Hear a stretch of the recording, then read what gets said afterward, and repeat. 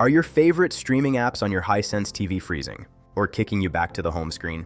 Don't worry, because we are going to fix those crashes and get your shows running perfectly right now. Welcome back to Tech Vibes. Apps usually crash on Hisense TVs because of a clogged system cache, outdated firmware, or a memory conflict within the Vita or Google TV operating system. Let's clear those digital glitches with 10 advanced hardware and software solutions. Step 1. Perform a full system restart.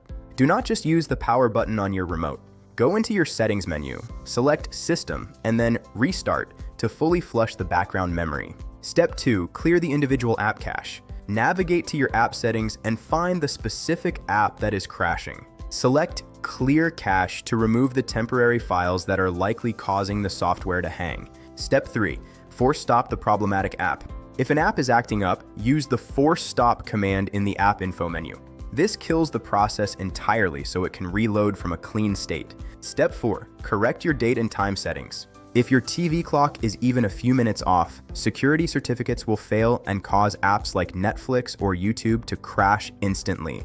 Set your time to network sync. Step 5. Free up internal storage. Hisense TVs often have limited space. Delete any apps you don't use to ensure the system has at least 1 GB of breathing room for smooth operation. Step 6. Update the app manually. Open the Google Play Store or the Hisense App Store and check for pending updates for your specific crashing apps. Developers release patches specifically to stop these crashes. Step 7. Reset your network connection. A drop in your 2.4 GHz Wi-Fi signal can cause an app to time out and crash. Forget your Wi-Fi network in the settings and reconnect to establish a fresh handshake. Step 8. Use the Google DNS. Change your network configuration to use DNS 8.8.8.8. This provides a much more stable path to the app servers and prevents connection-based freezing. Step 9. Reinstall the app.